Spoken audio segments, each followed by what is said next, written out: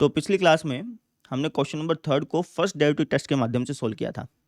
ठीक है, आज की क्लास में हम क्वेश्चन नंबर 3 को सेकंड डेरिवेटिव टेस्ट के माध्यम से सोल्व करेंगे। ठीक है ना। स्थानीय उच्चतम और स्थानीय निम्नतम ज्ञात करने के दो तरीके हैं बेटा। स्थानीय उच्चतम और स्थानीय निम्नतम ज्ञात करने के दो तरीके हैं। एक तो होता है फर्स्ट डेरिवेटिव टेस्ट, जो कि मैंने आपको पिछले लेक्चर में करवा दिया, और एक होता है आपका सेकंड डेरिवेटिव टेस्ट, जो कि मैं आज के लेक्चर में करवाऊंगा। ठीक है ना। फर्स्ट डेरिवेटिव टेस्ट में हम कैसे सोल्व करते थे? फर्स्ट डेरिवेटिव टेस्ट में हम क्रांतिक बिंदु ज्ञात करते थे,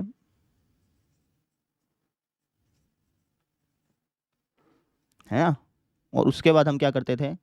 उसके बाद जो क्रांतिक बिंदु आए उससे थोड़ा सा लेफ्ट और थोड़ा सा राइट में, थोड़ा सा लेफ्ट और राइट में पॉइंट लेकर के हम डेरिवेटिव का सिंबल ज्ञात करते थे। ठीक है। अगर डेरिवेटिव का सिंबल पॉजिटिव से नेगेटिव हो रहा होता था तो इसका मतलब ये होता था कि वो स्थानीय उच्चतम है। और अगर डेरिवेटिव का सिंबल नेगेटिव से पॉजिटिव हो रहा होता था तो इसका मतलब ये होता था कि वो जो हमारा पॉइंट है वो हमारा स्थानीय निम्नतम है। फर्स्ट डेरिवेटिव टेस्ट से हम ऐसे पता करते थे कि भैया स्थानीय उच्चतम क्या है, स्थानीय निम्नतम क्या है। ठीक है। अब सेकंड डेरिवेटिव टेस्ट में क्या चीज़ होगी वो समझ लो। सेकंड डेरिवेटिव टेस्ट में भी हम सबसे पहले क्रांतिक बिंदु ही पता करेंगे। ठीक है ना। क्रांतिक बिंदु पता कर लेंगे। क्रांतिक बिंदु आ जाने के बाद यहाँ पर हम डबल डेरिवेटिव निकाल लेंगे। उन क्रांतिक बिंदुओं पर डबल डेरिवेटिव निकाल लेंगे। अगर डबल डेरिवेटिव पॉजिटिव हुआ तो इसका मतलब ये है कि वो जो पॉइंट है वो हमारा स्थानीय निम्नतम है। ये चीज़ ध्यान रखना, यहाँ पे उल्टा होता है। ठीक है ना। हम ये सोचते हैं कि अगर ये पॉजिटिव हुआ तो स्थानीय उच्चतम होगा, लेकिन ऐसा नहीं है। ये टेस्ट है बेटा। अगर ये पॉजिटिव हुआ तो स्थानीय निम्नतम होगा। ठीक है, बस इसको ध्यान रख लो तुम, है ना। और अगर डबल डेरिवेटिव हमारा नेगेटिव हुआ तो ये स्थानीय उच्चतम होगा, स्थानीय उच्चतम होगा। ठीक है। और कभी डबल डेरिवेटिव शून्य आ गया, मान लो कि किसी क्वेश्चन में डबल डेरिवेटिव शून्य आ गया। वैसे ऐसा कोई क्वेश्चन है नहीं आपके एनसीईआरटी बुक में, लेकिन मैं कह रहा हूँ कि भाई मान लो कि कोई ऐसा क्वेश्चन आ भी गया जहाँ पे डबल डेरिवेटिव शून्य आ गया, तो डबल डेरिवेटिव शून्य आ गया ना, तो इसका मतलब ये हो गया कि ये जो टेस्ट है ये फेल हो गया। ठीक है ना। क्योंकि डबल डेरिवेटिव जब शून्य आ जाता है ना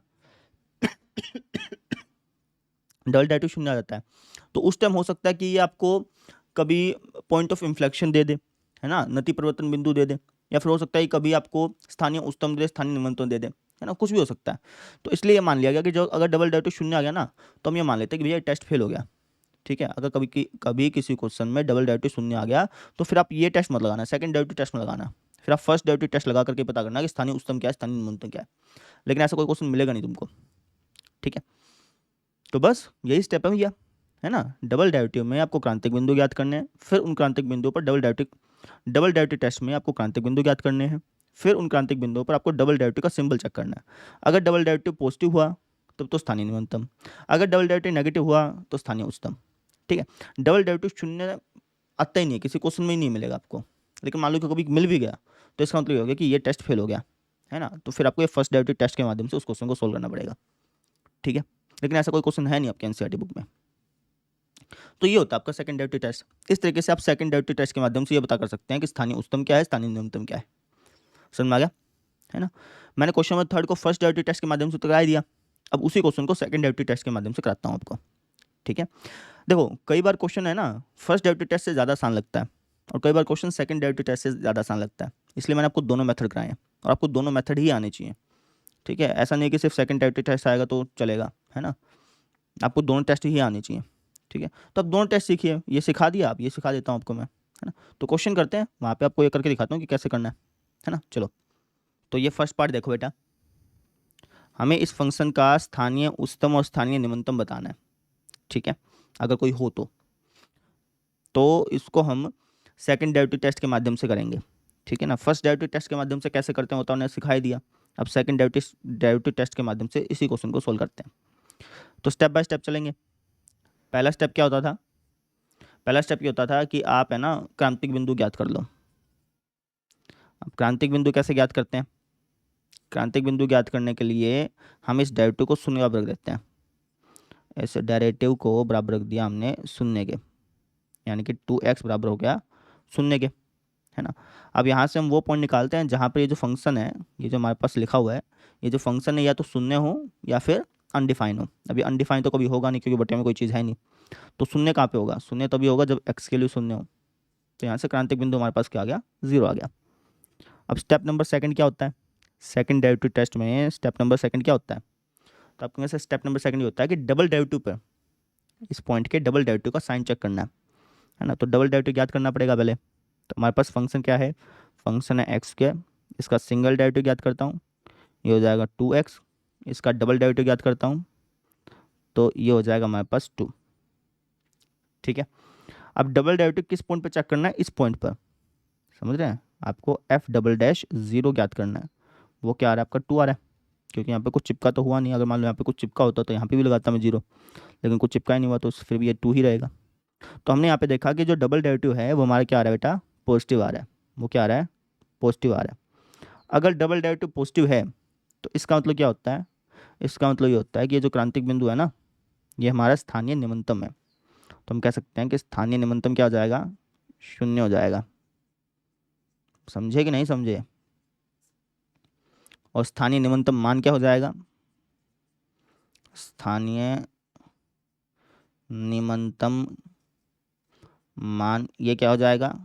ये हो जाएगा हमारा, इस 0 को फंक्शन के अंदर ढाल देंगे, तो फंक्शन के अंदर ढालूंगा तो क्या आएगा? 0 का स्क्वायर यानी कि 0 ही आएगा।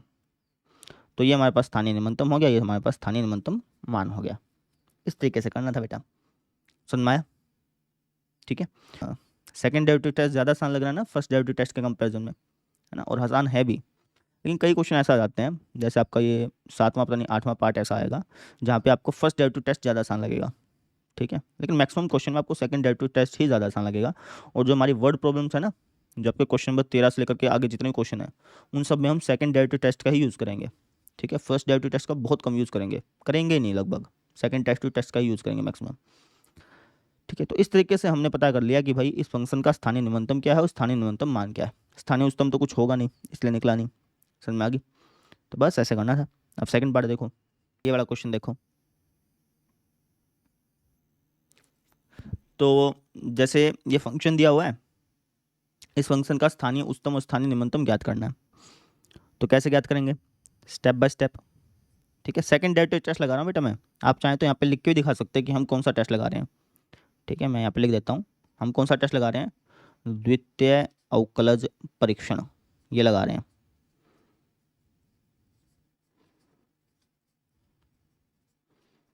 द्वितीय अवकलज परीक्षण क्या बोलता है कि भाई पहला स्टेप क्या होगा कि आपको इसका क्रांतिक बिंदु ज्ञात करना है।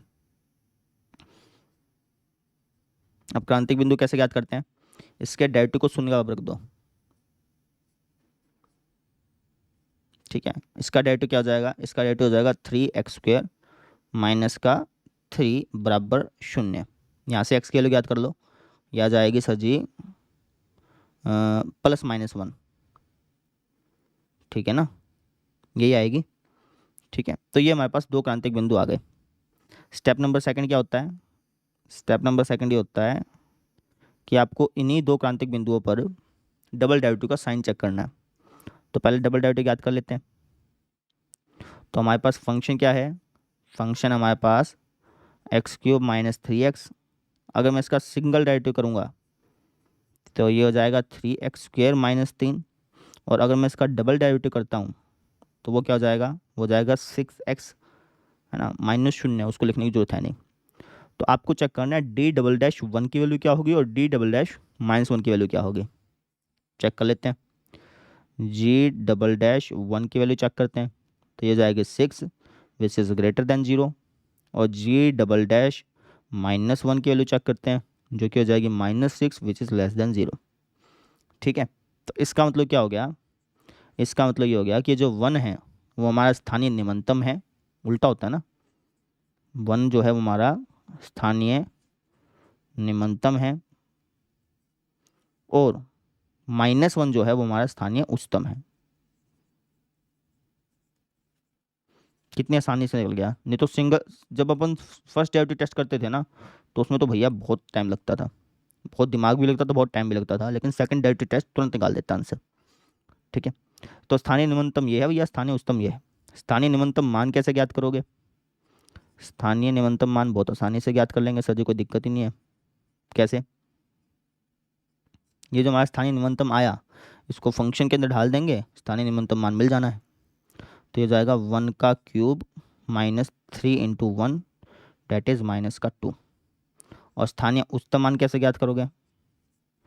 स्थानीय उच्चतम मान, तो स्थानीय उच्च को है ना, हम फंक्शन के अंदर ढाल देंगे, स्थानीय उच्चतम मान मिल जाना अपने को। उच्चतम को हो उच्च को, एक ही बात है भाई। -1 को यहाँ पे डालोगे तो क्या मिलेगा? -1 का cube -3 into -1 that is -1 plus 3 that is 2। समझे? इतनी आसानी से स्थानीय न्यूनतम, स्थानीय न्यूनतम मान, स्थानीय उच्चतम और स्थानीय उच्चतम मान हमें मिल गया।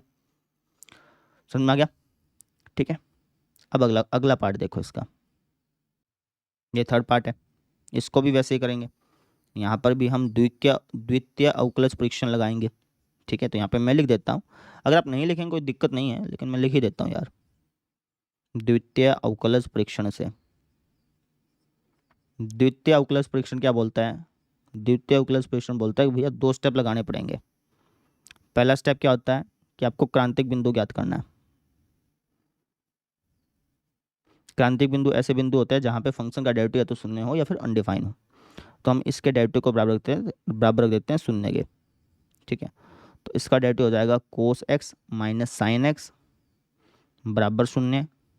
यहाँ से मैं कह सकता हूँ कि भैया माइनस का साइन एक्स बराबर हो गया माइनस का कोस एक्स। दोनों तरफ माइनस के कोस एक्स से डिवाइड करेंगे तो यह आ जाएगा टेंजेंट एक्स बराबर 1। अब टेंजेंट एक्स 1 कहाँ कहाँ पे होता है? अगर मैं 0 से π/2 के बीच में चेक करूँ तो टेंजेंट एक्स 1 सिर्फ और सिर्फ π/4 पे होता है। अब सेकंड स्टेप क्या होता था? सेकंड स्टेप ये होता था कि इस क्रांतिक पॉइंट पर हमें डबल डेरिवेटिव का सिंबल चेक करना है। तो पहले डबल डेरिवेटिव ज्ञात करते हैं। तो हमारे पास फंक्शन क्या था? ये था सर जी हमारे पास साइन एक्स प्लस में कोस एक्स। अगर मैं इसका सिंगल डेरिवेटिव चेक करूँगा तो वो आएगा हमारे पास cos x minus sine x. ये तो हमने पहले से निकाला हुआ था, हमें निकालना है डबल डेरिवेटिव। तो डबल डेरिवेटिव क्या हो जाएगा? डबल डेरिवेटिव हो जाएगा हमारे पास माइनस का साइन एक्स माइनस का कोस एक्स। ठीक है, तो मुझे डबल डेरिवेटिव किस पॉइंट पर चेक करना है? इस पॉइंट पर, यानी कि मुझे h डबल डैश π/4 की वैल्यू चाहिए। तो ये क्या आ जाएगी? ये आ जाएगी माइनस का साइन π/4 माइनस का कोस π/4। ठीक है, तो माइनस का साइन π/4 कितना होता है? माइनस का 1/√2 माइनस का 1/√2, यानी कि माइनस का 2/√2 डेट इज माइनस का √2। ठीक है, माइनस का √2 नेगेटिव है कि पॉजिटिव है? आप कहेंगे सर नेगेटिव है। मैंने बताया था कि अगर डबल डेरिवेटिव नेगेटिव आ जाए तो इसका मतलब ये होता है कि वो जो क्रांतिक पॉइंट है वो हमारा स्थानीय उच्चतम है। तो इसका मतलब ये होगा कि स्थानीय उच्चतम क्या हो जाएगा? π/4 हो जाएगा। तुरंत निकल गया ना? कोई दिक्कत लगी इसके अंदर? स्थानीय उच्चतम हो गया सर π/4। और स्थानीय उच्चतम मान क्या हो जाएगा? स्थानीय उच्चतम मान ये क्या हो जाएगा? ये हो जाएगा सर π/4 को फंक्शन के अंदर ढाल देंगे, हम ढालेंगे तो आएगा 1/√2 plus 1/√2 that is 2/√2 which is √2। समझे? इस तरीके से तुरंत निकाल लिया चुटकियों में, है ना। फर्स्ट डेरिवेटिव टेस्ट के माध्यम से करता तो बहुत टाइम लगता भैया, है ना। अब देखते हैं अगला क्वेश्चन। ये वाला क्वेश्चन देखो, सेम वैसे ही है जैसे पिछला क्वेश्चन था, है ना। सेकंड डेरिवेटिव टेस्ट लगा रहे हैं यहाँ पे भी हम, तो हम लिख देंगे द्वितीय अवकलज परीक्षण से। द्वितीय अवकलज परीक्षण क्या बोलता है कि भैया आपको 2 स्टेप लगाने पड़ेंगे। पहला स्टेप क्या है? पहला स्टेप ये है कि क्रांतिक बिंदु ज्ञात करो।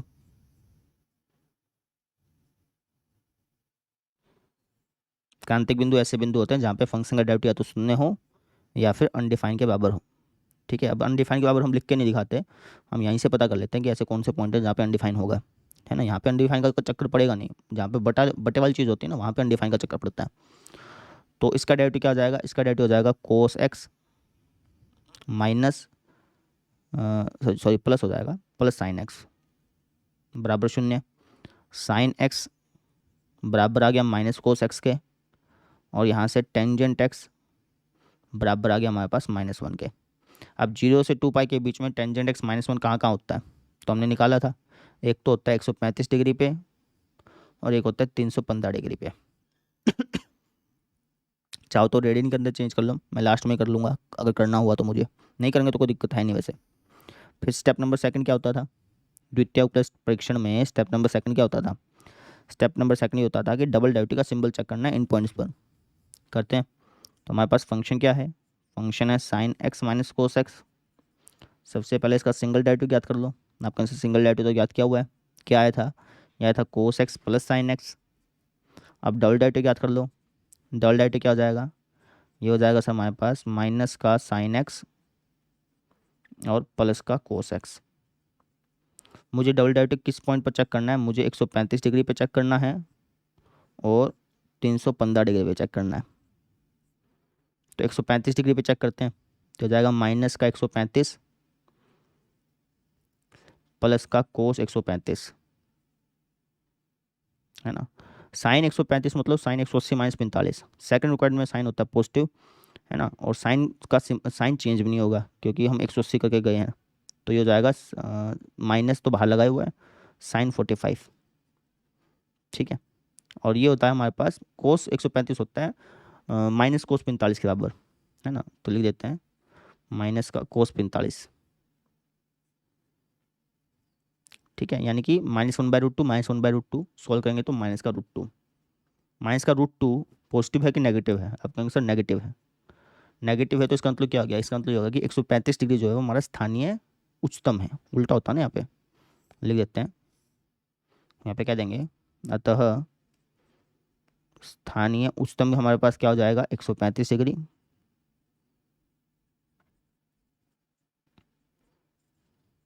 और स्थानीय उच्चतम मान आप कहेंगे से इसको फंक्शन के अंदर ढाल दो, स्थानीय उच्चतम मान मिल जाएगा।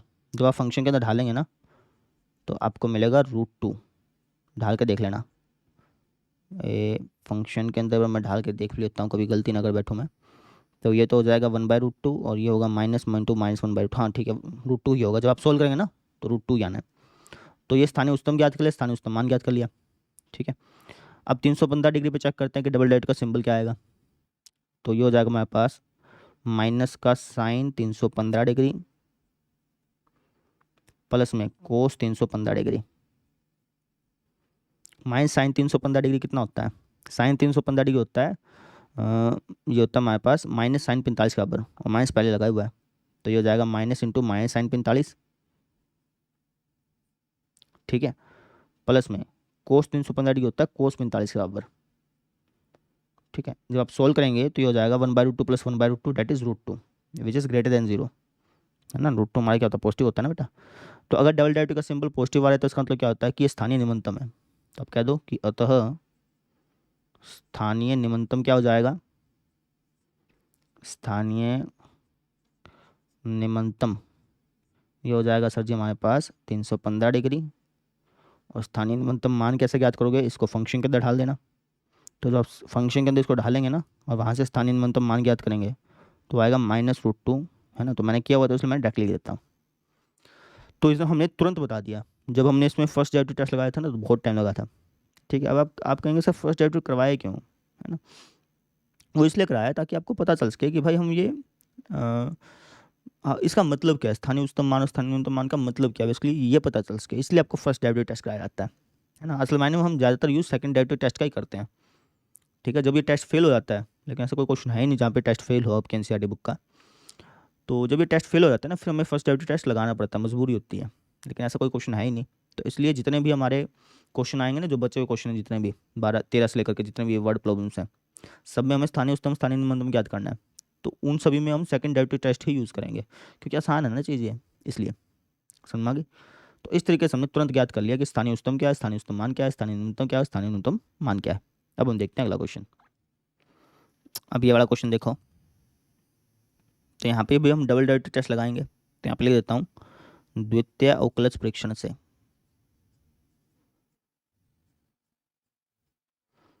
द्वितीय अवकलज परीक्षण क्या बोलता है कि भैया 2 स्टेप लगाने पड़ेंगे।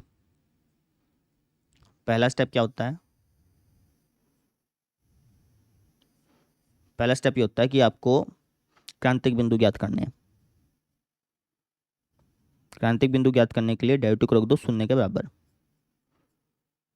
यानी कि 3x² माइनस का 12x प्लस का 9 बराबर 0। इसको सोल्व कर लो। जब आप सोल्व करेंगे तो मेरे ख्याल से ये आएगा, मैंने उस दौरान किया था ना, तो इसलिए मेरे को थोड़ा सा ध्यान है, करके देख लेना एक बार इसको, यही आना चाहिए। ठीक है, तो यहाँ से क्रांतिक बिंदु आ गया, एक तो 1, एक आ गया 3। अब अगला स्टेप क्या होता था? अगला स्टेप ये होता है, द्वितीय अवकलज परीक्षण की अगर हम बात करें तो अगला स्टेप ये होता है कि ये जो हमारे पास क्रांतिक बिंदु है इस पर डबल डेरिवेटिव का सिंबल चेक करना है।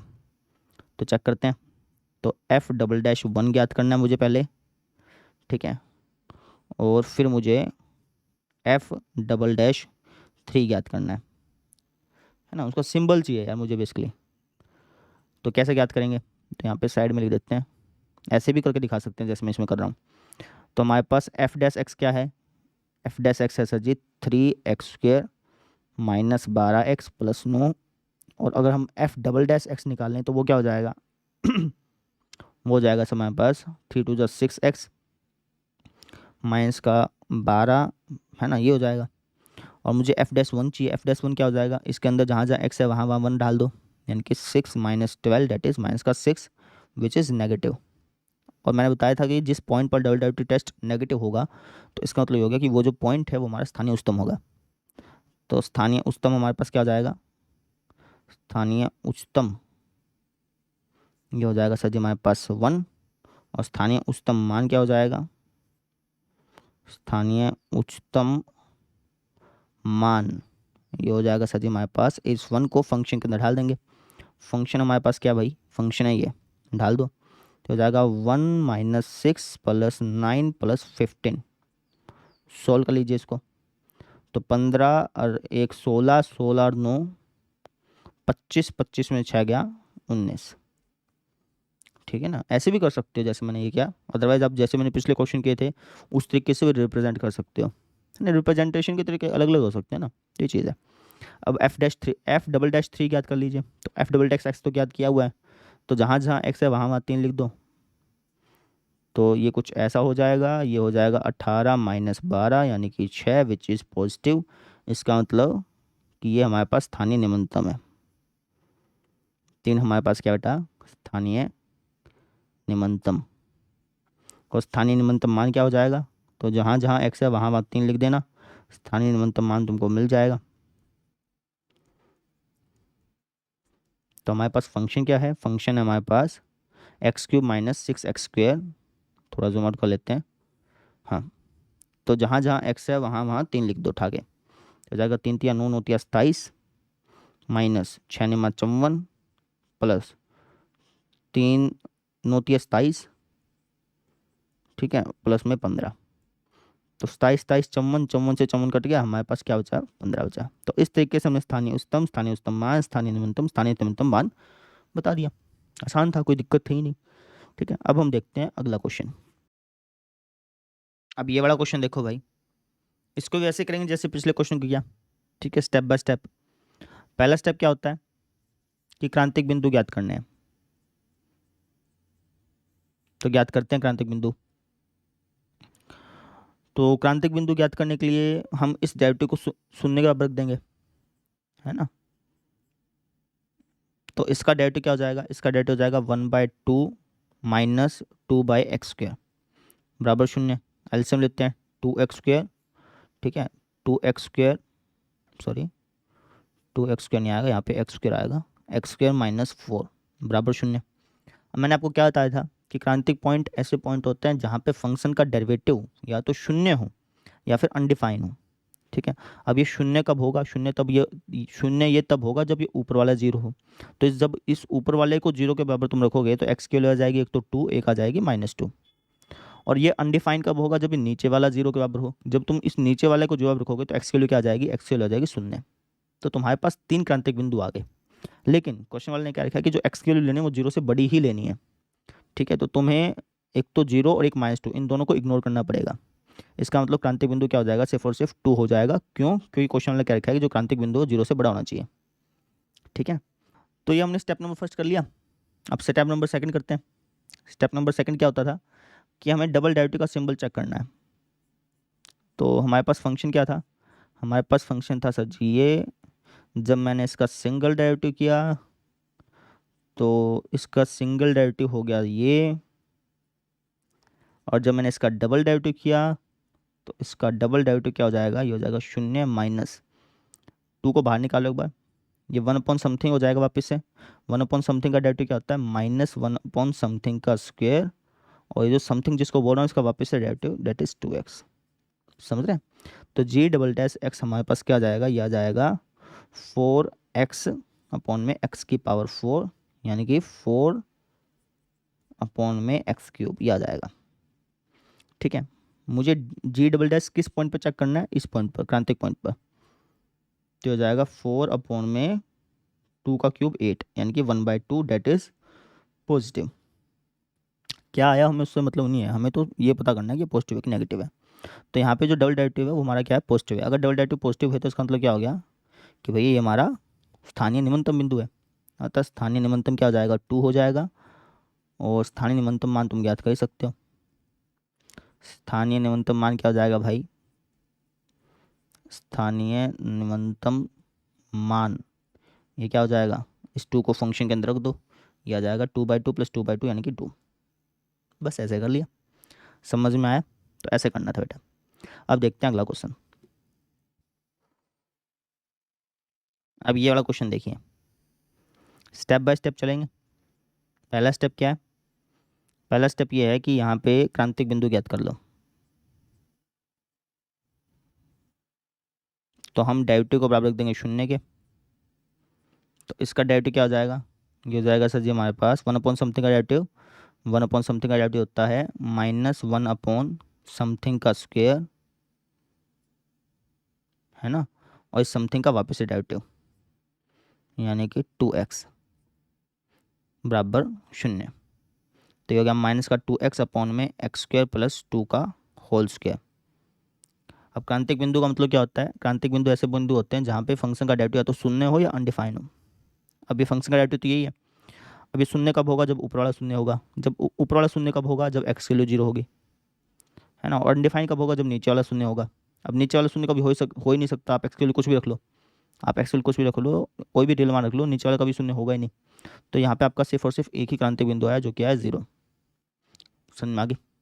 ठीक है, आपको चेक करना है कि ये जो क्रांतिक बिंदु है स्थानीय उच्चतम है कि स्थानीय न्यूनतम है। तो कैसे ज्ञात करेंगे, तो सेकंड डेरिवेटिव टेस्ट ये बोलता है कि आप डबल डेरिवेटिव का सिंबल ज्ञात कर लो। ज्ञात कर लेते हैं।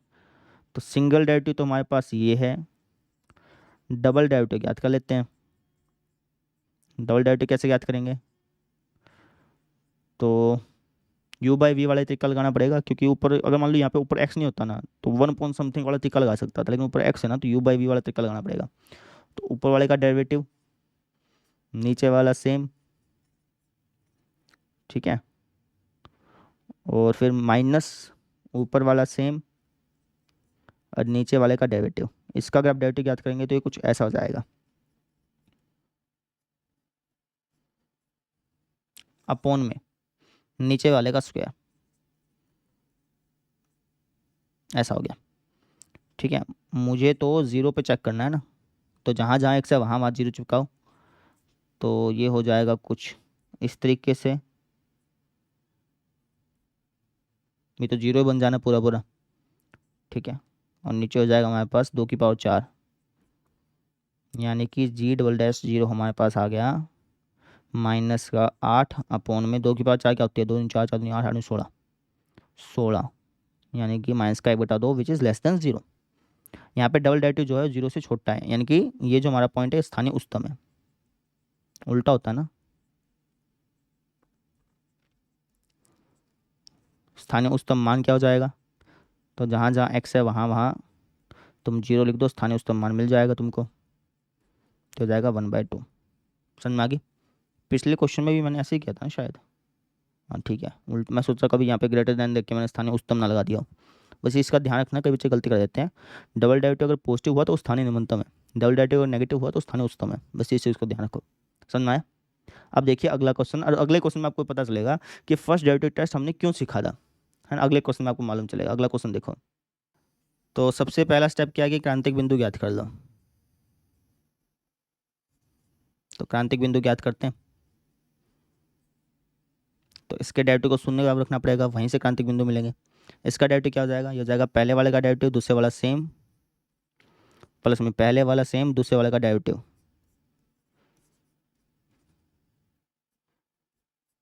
ठीक है, इसको थोड़ा सा सोल्व कर लेते हैं एलसीएम एलसीएम लेके। तो जब एलसीएम एलसीएम लेके इसको सोल्व करोगे तो ये हो जाएगा हमारे पास कुछ इस तरीके से।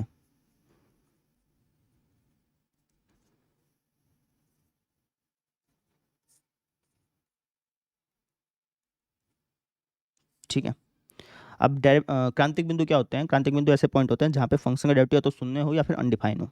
अब ये पूरा पूरा शून्य कब होगा, जब ये ऊपर वाला शून्य होगा। अब ऊपर वाला शून्य कब होगा, जब एक्स की वैल्यू हमारे पास क्या होगी, एक्स की वैल्यू 2/3 होगी, तभी तो शून्य बनेगा ऊपर वाला। तो क्रांतिक बिंदु एक तो आ गया 2/3। अच्छा, नीचे वाला शून्य कब होगा, नीचे वाला शून्य तब होगा जब एक्स की वैल्यू 1 होगी। ठीक है, लेकिन क्या मुझे एक्स की वैल्यू 1 लेनी है, तो आप कहेंगे सर नहीं, हमें तो एक्स की वैल्यू 0 से 1 के बीच में लेनी है, तो ये वाली चीज़ हम इग्नोर कर देंगे। ठीक है ना, हम सिर्फ एक्स के लिए क्या लेंगे, 2/3 ही लेंगे। ठीक है, और एक बात मैं आपको बता भी देता हूँ, जब हम स्पेशली स्थानीय उच्चतम मान और स्थानीय न्यूनतम मान ज्ञात करने की कोशिश करते हैं ना, तो उस दौरान जहाँ पे फंक्शन का डेरिवेटिव अनडिफाइन होता है ना, जिस पॉइंट पे फंक्शन का डेरिवेटिव अनडिफाइन होता है वो हम लेते ही नहीं है बेसिकली। जैसे कि आप देख भी सकते हैं पिछले क्वेश्चंस में, जहाँ पे फंक्शन का डेरिवेटिव अनडिफाइन हो रहा था ना, वो पॉइंट हमने लिया ही नहीं, है ना। वो क्वेश्चन वाले पहले से मना कर रखा था कि वो पॉइंट लेना ही नहीं है। क्योंकि जहाँ पे फंक्शन का डेरिवेटिव अनडिफाइन होगा, तो इसका मतलब क्या होगा कि फंक्शन जो है वो इन्फिनिटी की तरफ बढ़ रहा होगा। और अगर फंक्शन इन्फिनिटी की तरफ बढ़ रहा है तो वहाँ पे स्थानीय उच्चतम और स्थानीय न्यूनतम तो मिलेगा ही नहीं। ठीक है ना, वहाँ पे आप ये बोल सकते हो कि फंक्शन जो है ना वो बढ़ रहा है कि घट रहा है, ये बोल सकते हो, लेकिन वहाँ पे स्थानीय उच्चतम और स्थानीय न्यूनतम तो कभी मिलेगा ही नहीं ना।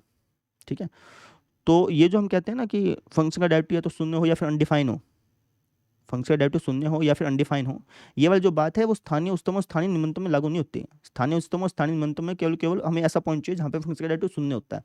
बेसिकली हमें ऐसा ही पॉइंट चाहिए होता है, लेकिन चलो कोई बात नहीं, क्वेश्चन हमें पहले से बता देता है, तो इसलिए हम दोनों बातें लेके चलते हैं यहाँ पे। समझ में आ गई। ये जो मैं बात बोल रहा हूँ ना कि फंक्शन का डेरिवेटिव शून्य हो और फंक्शन का डेरिवेटिव अनडिफाइन हो, ये वाली बात की जरूरत पड़ती है जहाँ पे हमें अंतराल ज्ञात करना हो। एक्सरसाइज 6.2 में जहाँ पर हम अंतराल नहीं ज्ञात करते थे, वहाँ पे इसकी बेसिकली जरूरत पड़ती थी। स्थानीय उच्चतम और स्थानीय न्यूनतम में F dash X equal to undefined की जरूरत पड़ती नहीं है। ठीक है ना, इसलिए बार बार क्वेश्चन वाला जो है ना हमें मना कर देता है कि ये अनडिफाइन वाली चीज़ मत लो। समझ रहे हैं, ये पैटर्न आप नोटिस करिए ना, तो आपको मज़ा आएगा क्वेश्चन करने में। तो क्रांतिक बिंदु हमें मिल गया। ठीक है, अब अगला स्टेप क्या होता था, अगला स्टेप ये होता था कि ये जो क्रांतिक बिंदु मिला, इसको तुम डबल डेरिवेटिव के अंदर ढालो और वहाँ से सिंबल ज्ञात करो। लेकिन समस्या क्या पता है, समस्या ये है कि भाई सिंगल डेरिवेटिव तो हमें पता है, लेकिन अगर मैं सिंगल डेरिवेटिव का डबल डेरिवेटिव करूँगा ना तो बहुत बहुत लंबा पड़ जाएगा।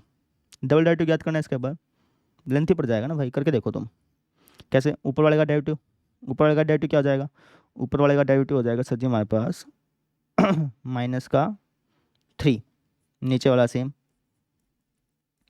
माइनस ऊपर वाला सेम, और नीचे वाले का डेरिवेटिव, नीचे वाले का डेरिवेटिव करना। नीचे वाले का डेरिवेटिव आएगा सर जी, अगर मैं नीचे वाले का डेरिवेटिव करूँगा तो टू को तो बाहर निकाल लो। ठीक है, और इसका डेरिवेटिव करना, ये आएगा 1/2√1 - x इंटू -1 अपॉन में नीचे वाले का स्क्वायर, है ना। आप कहेंगे कहाँ मुश्किल है, डबल डेरिवेटिव याद करती होती है। अरे ये तो आसान से याद कर लिया, लेकिन अगर तुम्हें मैं कह दूं कि f'(2/3) की वैल्यू याद करो, ये तो नहीं याद कर पाओगे ना, ये तो खिचड़ी सी बना देगा तुम्हारी। यहाँ पे पता करना मुश्किल हो जाएगा ना कि पॉजिटिव है कि नेगेटिव है। ठीक है, फिर अगर 2/3 यहाँ पे पुट करके चेक करोगे तो पता चल जाएगा। 2/3 रखना है यहाँ पे, पता करना कि पॉजिटिव आएगा कि नेगेटिव आएगा। तो तुमको सही हो जाएगा -3 इंटू 1 - 2/3 क्या होता है, ये होता है सर 3 में से 3 - 1 2/3 यानी कि 1/3, 2 इंटू √1/3 -2 इंटू यहाँ पे रखना है 2/3 को, तो हो जाएगा 2 माइनस 0, यहाँ पे रखना 2/3 को, 2 अपॉन में 2 इंटू √1 - 2/3 दैट इज़ 1/3 इंटू -1, फिर अपॉन में 2 इंटू 1 - 2/3। फिर इसको वापस सोल्व करो, फिर पता करो कि पॉजिटिव है कि नेगेटिव है, तो ये थोड़ा लेंथी पड़ जाता है। इसलिए इस टाइप के क्वेश्चन में जहाँ पे डबल डेरिवेटिव को ज्ञात करना थोड़ा सा मुश्किल होता है, इस टाइप के क्वेश्चन में हम फर्स्ट डेरिवेटिव टेस्ट का यूज़ कर लेते हैं, समझ रहे हैं। इसलिए आपको बेसिकली फर्स्ट डेरिवेटिव टेस्ट भी करवाया गया था, क्योंकि मैंने आपको बताया था ना कई क्वेश्चन ऐसे आ जाते हैं जहाँ पे फर्स्ट डेरिवेटिव टेस्ट ज़्यादा आसान लगता है।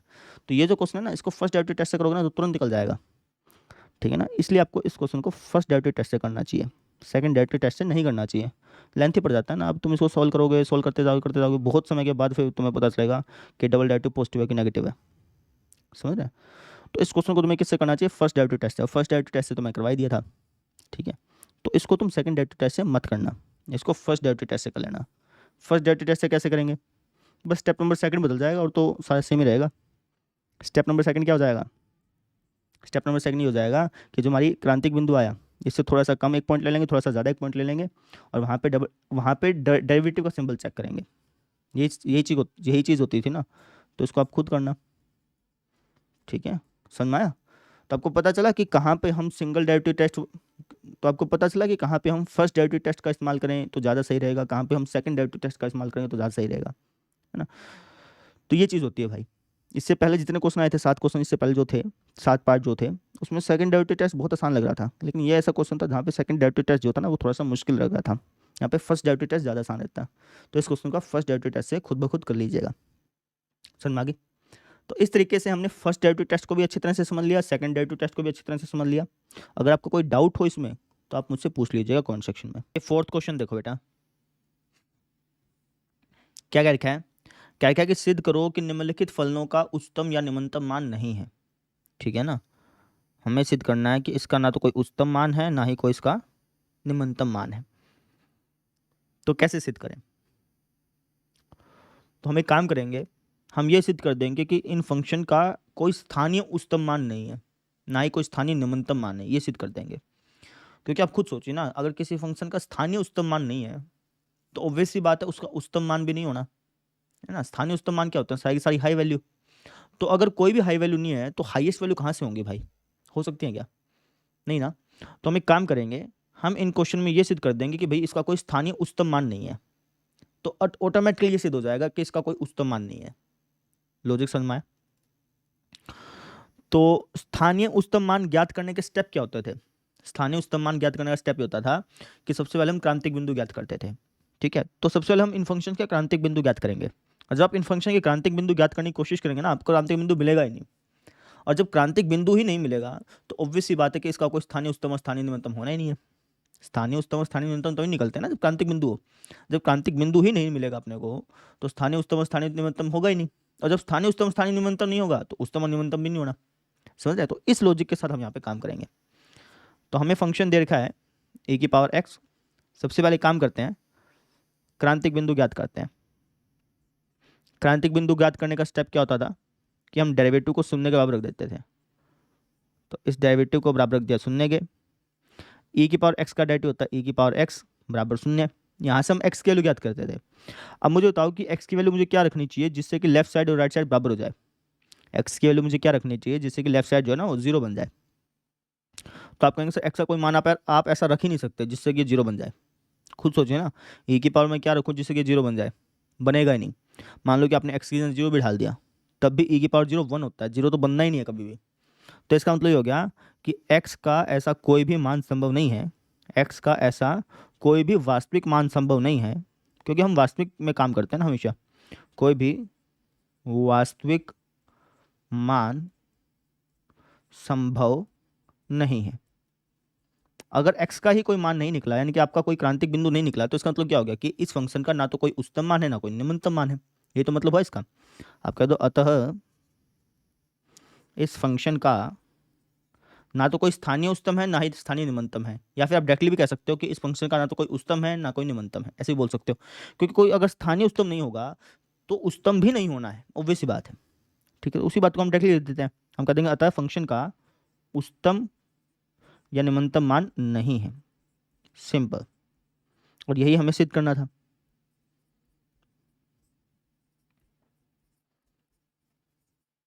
लॉजिक समझ में आया। अब सेम इसी तरीके से सेकंड पार्ट करना और सेम इसी तरीके से थर्ड पार्ट करना। इन दोनों पार्टों को आप खुद ब खुद करने की कोशिश करो, अपने आप निकल जाएगा। मैं करवाऊंगा लेकिन आप खुद ब खुद ट्राई कर लो। जैसे सेकंड पार्ट देखो, सेकंड पार्ट में फंक्शन क्या दे रखा है, log x दे रखा है, यही है ना, हाँ यही है। तो सेकंड पार्ट में फंक्शन में दे रखा है log x, ठीक है। तो स्टेप बाय स्टेप चलेंगे।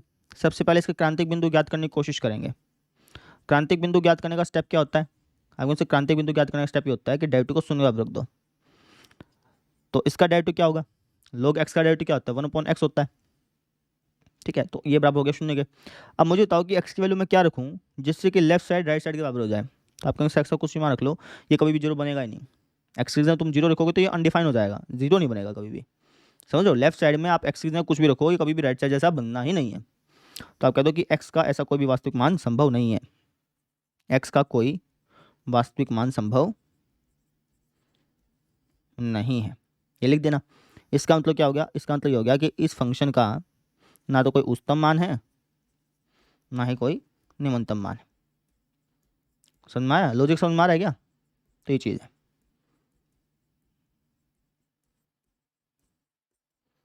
समझ में आ गई। अब देखते हैं थर्ड पार्ट।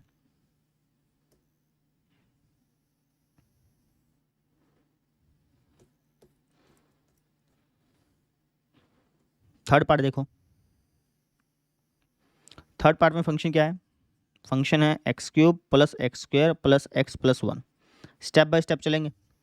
पहला स्टेप क्या होता है, पहला स्टेप होता है क्रांतिक बिंदु ज्ञात करना। तो क्रांतिक बिंदु ज्ञात करने का स्टेप क्या होता है, क्रांतिक बिंदु ज्ञात करने के लिए डेरिवेटिव को शून्य पर रख दो। अब इसका डेरिवेटिव बताना बेटा, इसका डेरिवेटिव आएगा 3x² + 2x+1 बराबर शून्य। अब यहाँ पे आपको x के लिए ज्ञात करनी है बेसिकली। तो x का वैसे तो कोई डायरेक्टली मान निकल नहीं सकता, तो आप एक काम करो, द्विघाती सूत्र लगा लो।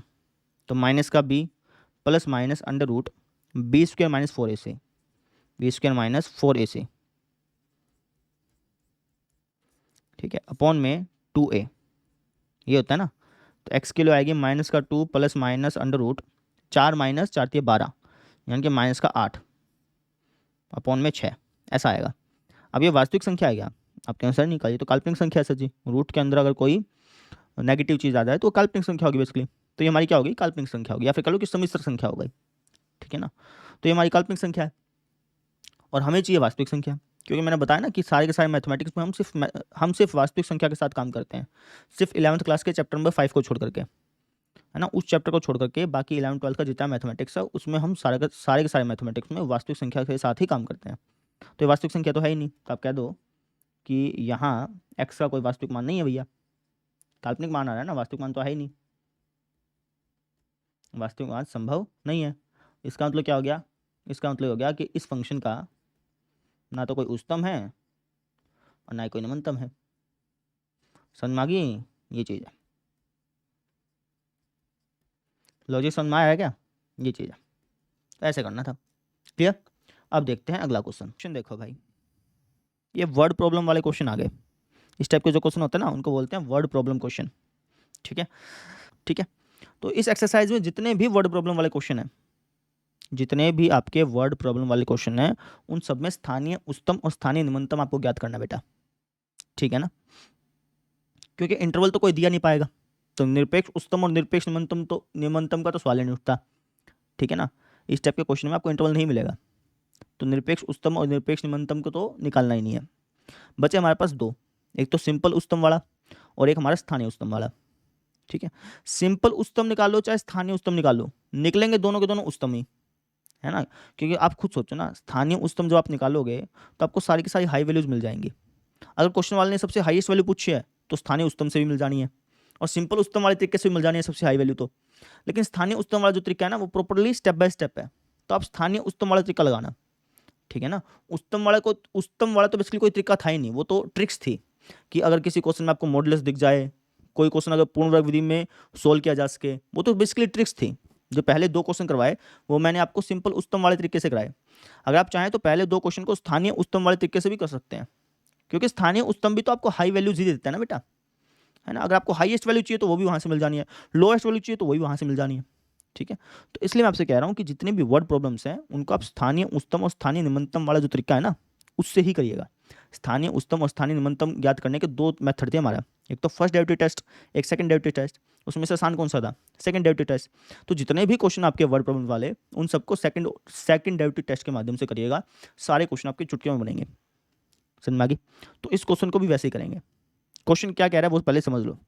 क्वेश्चन कह रहा है कि यदि लाभ इस फलन के द्वारा दर्शाया जाता है तो किसी कंपनी के द्वारा अर्जित उच्चतम लाभ क्या होगा वो बताना है। मतलब हमें हाईएस्ट वैल्यू बतानी है इस फंक्शन की। ठीक है, तो इस क्वेश्चन को चाहे तो तुम सिंपल उच्चतम मान वाला जो तरीका था ना, उससे भी कर सकते हो, लेकिन उससे करने के बजाय तुम इसको स्थानीय उच्चतम मान वाला जो तरीका नहीं था उससे करो, है ना, क्योंकि उसके अंदर स्टेप जो है ना वो स्टेप बाय स्टेप सारा का सारा प्रोसेस है।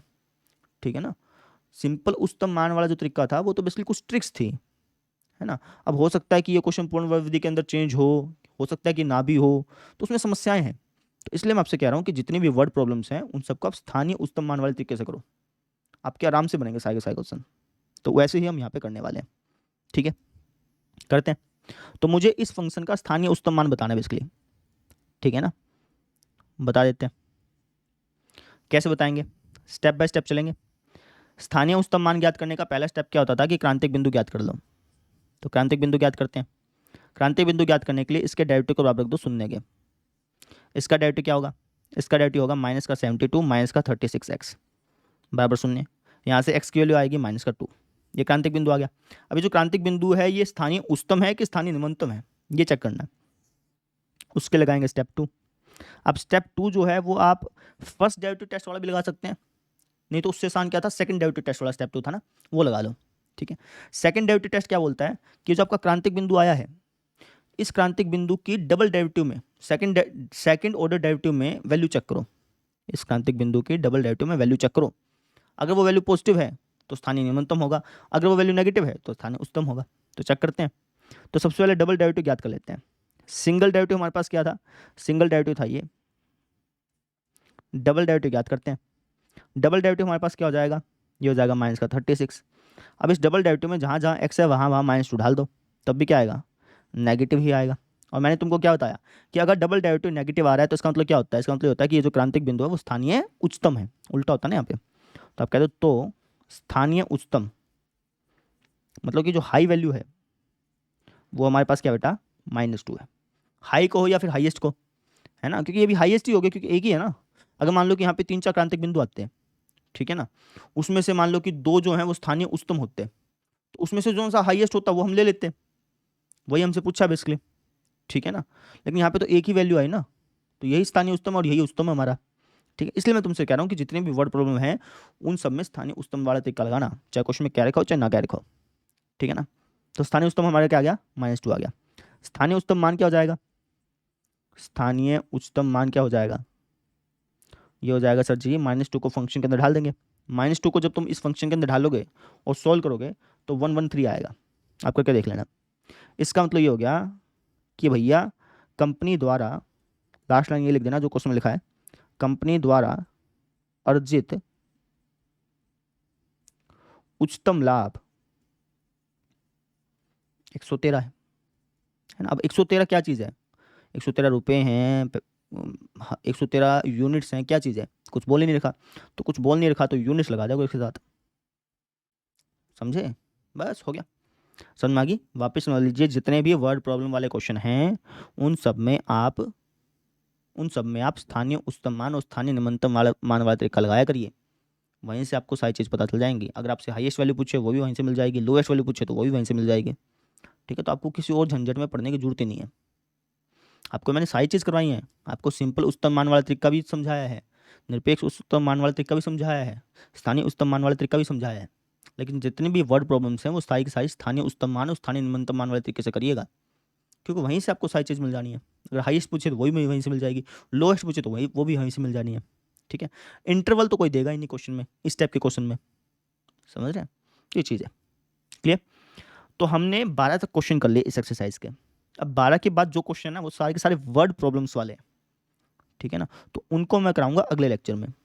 तो आप ये मान के चलिए कि इस एक्सरसाइज में 2 दिन और लगने हैं। ठीक है, और 2 दिन के बाद ये एक्सरसाइज कंप्लीटली पैकअप हो जाएगी। ये एक्सरसाइज बहुत इंपॉर्टेंट है बेटा।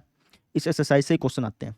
6 नंबर का एक क्वेश्चन आता है हमारे हरियाणा बोर्ड में, तो बाकी बोर्ड्स में भी लगभग इतने ही वैल्यू के क्वेश्चन आते हैं इस एक्सरसाइज से। तो इस एक्सरसाइज को ध्यान से समझिए। ठीक है, बस एक ही मुख्य है इस एक्सरसाइज को आप ध्यान से समझिए, है ना। और जितने भी वर्ड प्रॉब्लम्स हैं, यानी कि 12 से लेकर के 28 तक जितने भी क्वेश्चन हैं, वो सारे के सारे क्वेश्चन बहुत इंपॉर्टेंट है। उन सभी क्वेश्चन को आप रट लीजिएगा, इतने इंपॉर्टेंट है, ठीक है। तो फिर कल मिलते हैं, फिर आज के लिए इतना ही। Thank you.